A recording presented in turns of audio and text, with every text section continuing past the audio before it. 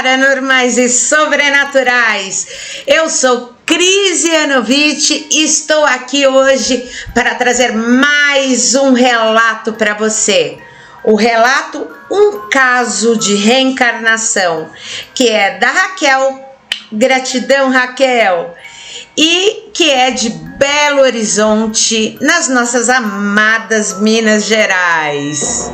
Mas, antes de mais nada, curte o vídeo, se inscreva no canal, acione o sininho para receber os casos novos, as investigações.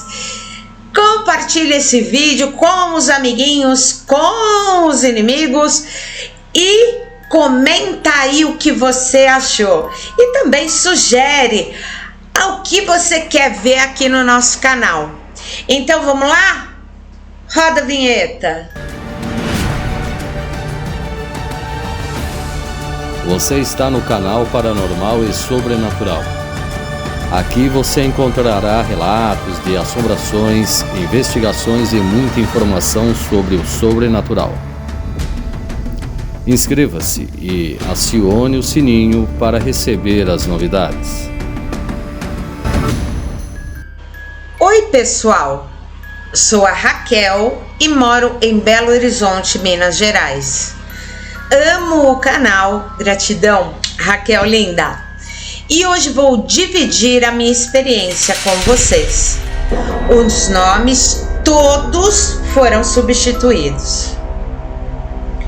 Meu bisavô Giuseppe era italiano, um homem doce e muito amoroso. E nós dois, talvez por ele morar em uma casinha vizinha à nossa, éramos muitíssimo apegados. Desde muito pequena, eu andava atrás dele o dia todo. Estávamos sempre nos abraçando, conversando e brincando juntos. Biso Giuseppe veio da Itália bem jovem e, como muitos imigrantes italianos, veio ao Brasil para trabalhar nas plantações de café do interior paulista. E quando contava com apenas 21 anos, conheceu minha bisavó, filha também de italianos, e casou-se. Tiveram 8 filhos, talvez 8 filhos e mais um. Como pai, ele era muito carinhoso com os filhos, muito atencioso e demonstrava seu amor por eles. Diferentemente da minha bisavó, que era mais rígida e às vezes até ríspida. Eles viviam muito bem juntos, apesar das dificuldades. Era, enfim, uma família muito feliz. No entanto, eu sabia que havia um segredo que envolvia a história dos meus bisavós. Coisa que era falada à boca pequena pela minha avó, sua filha, e minha mãe, que era sua neta.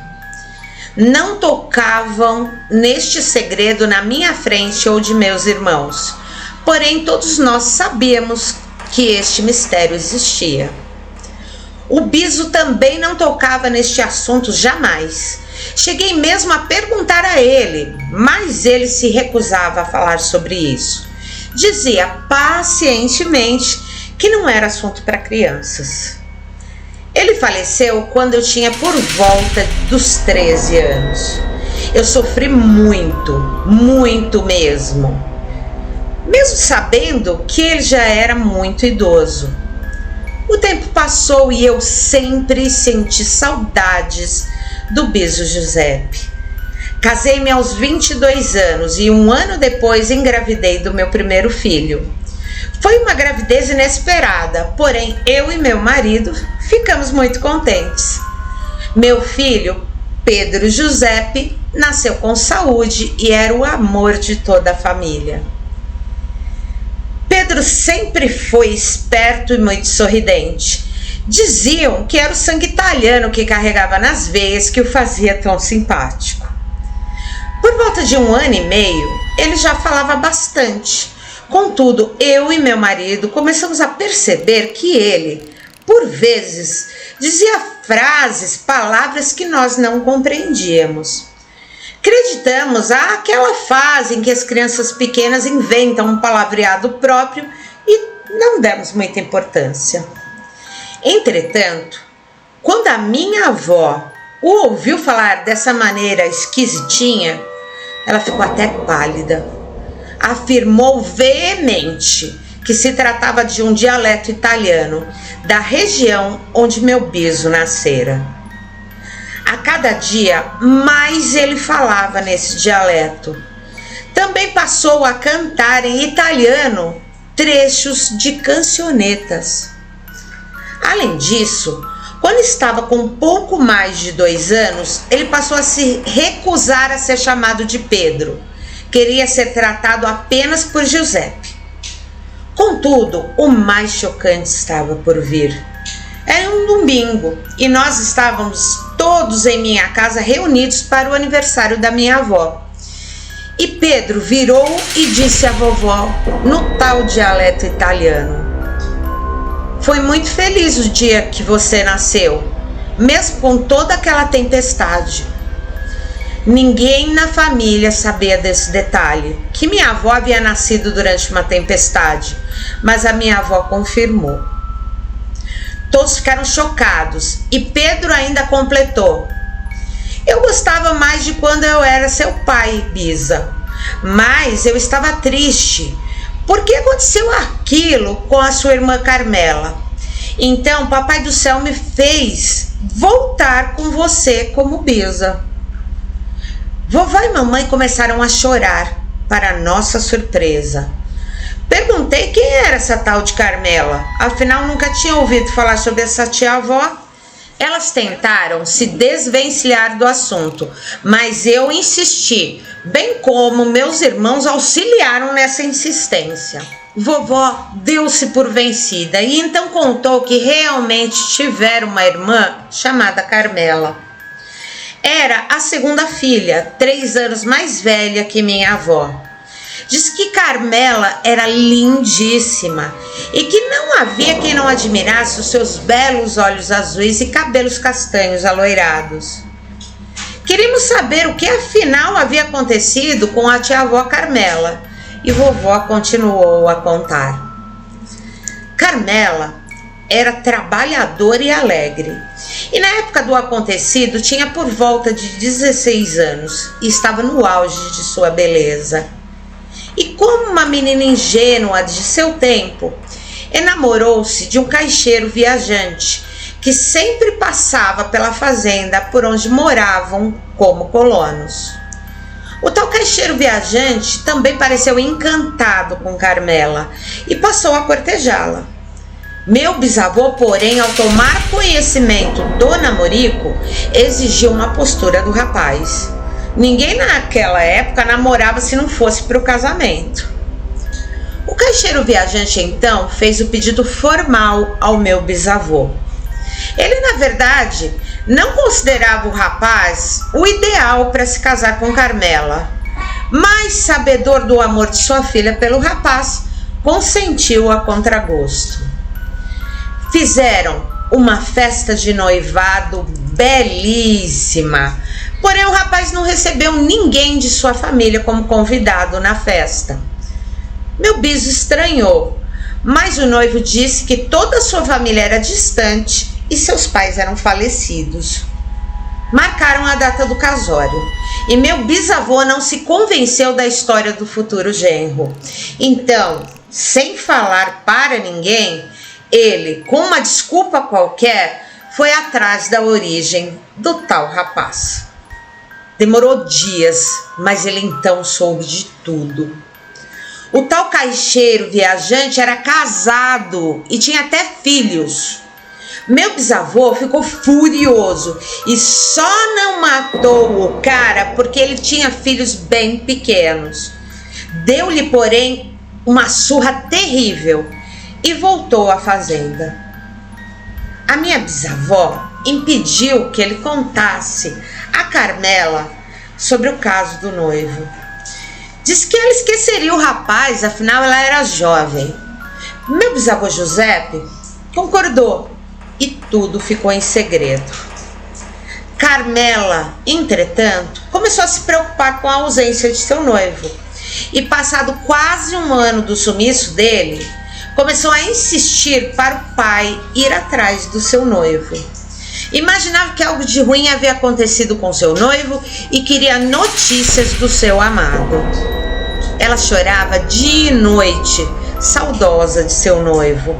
Não comia mais e emagrecia a olhos vistos. E teimava que Biso Giuseppe fosse atrás de notícias do seu amado. E seu pai, o meu Biso Giuseppe, não teve alternativa senão contar toda a verdade à sua amada filha.